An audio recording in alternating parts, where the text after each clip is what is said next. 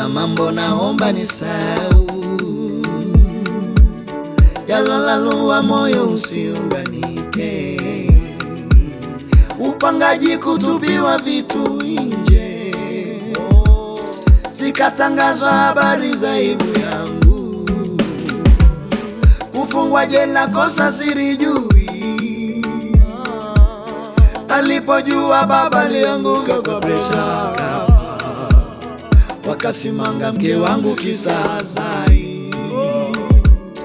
akavimba moyo akapasuka na ndoa ikafa, chumba wangu naye aliolewa,